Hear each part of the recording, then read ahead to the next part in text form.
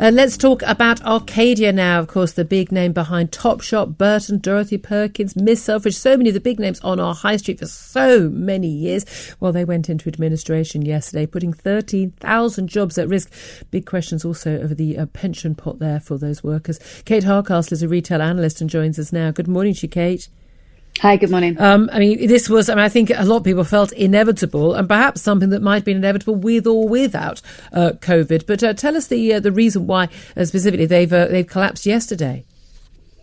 COVID certainly has been, I think, the nail in the coffin for the group. It had a rich tapestry of iconic brands that we know many have been on our high street for many years. Topshop, the jewel in the crown, but obviously Miss Selfridge, Dorothy Perkins, Burton's. Some had lost their way with the customer. Certainly, this is a very changing time in retail. This isn't about antiquated retail trading anymore. The retail of the future is going to be significantly around the emotional intelligence of the consumers. So whilst absolutely the group had, I'm sure, with the significant talent, tried to turn things around, it had underinvested. And when we talk about that online, we don't just mean having an e-commerce presence. We mean really being part of the conversation with consumers. Yeah. There's a lot of disruption in the marketplace. And obviously, as a group with its challenges, its pension deficit, etc., it wasn't the type of organisation that somebody wanted to take on its entirety. No, so indeed. Now we're going to be in this position where we see the brands picked off. Yeah, I mean, that's the thing. I can be a Topshop. I mean, you think Oxford Circus, there's the massive big store on the corner there, and iconic for me when I was a teenager. I talked to my 14-year-old, said, I don't go to Topshop. She goes, it's too expensive, which is interesting because, of course, they've got all those online brands that are so much cheaper, and doesn't have quite the sort of the cool look that a lot of people would associated with it. But of course, we know Sir Philip Green has become toxic. I mean, sort of the unacceptable face of capitalism after his selling off of a British Home Stores, BHS, for £1 to somebody who had no experience running shop store, of course, leaving £50 billion hole in the pension fund. He has, faced a huge amount of criticism over all of that. But in this scenario, we've got him, of course, sitting, in his £100 million yacht somewhere off Monaco, while we're seeing 13,000 staff possibly facing losing their jobs, and of course big question marks about the pension pot that's left. I think when you've got someone who's so characterful, who is a huge presence, as well as in the retail scene, but also with tabloids, then you are going to have this situation when it comes to the finances of an organisation that he is going to be immediately drawn into every conversation. It's almost quite sad for the 13,000 workers whose presence will have meant something more than his trader mentality, his mistakes, and perhaps his distasteful ways of doing things.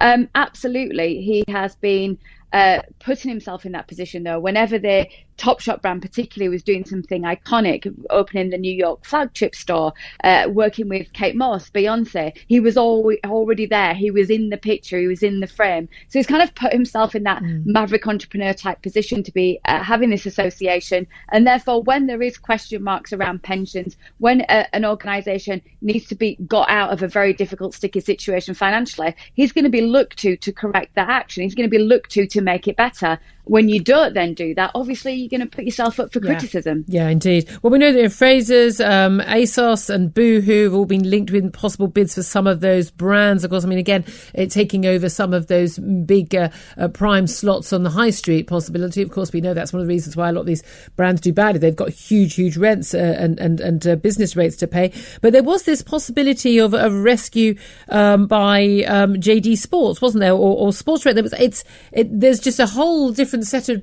different big companies taking over a lot of these brands that are failing. What happened there?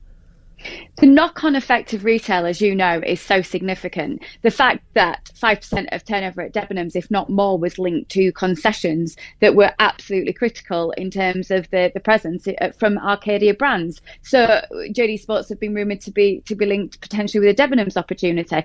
It is one of those things where, as a group, just as we heard with Edinburgh Wool Mill a couple of weeks ago, you have this group of brands that are all kind of problem childs, all need their own investment, all need organising and need huge time and turnaround strategies. And is someone going to want to have the appetite in an age where we've seen footfall not return to the levels it was pre-COVID, challenges on the high street, as you mentioned, some terribly negotiated rent and rate packages. Are you going to want to take that whole mass on, or are you going to wait for it to be broken down into parts and then pick off the opportunity? But I must just say, we talk a lot about this being disruption online.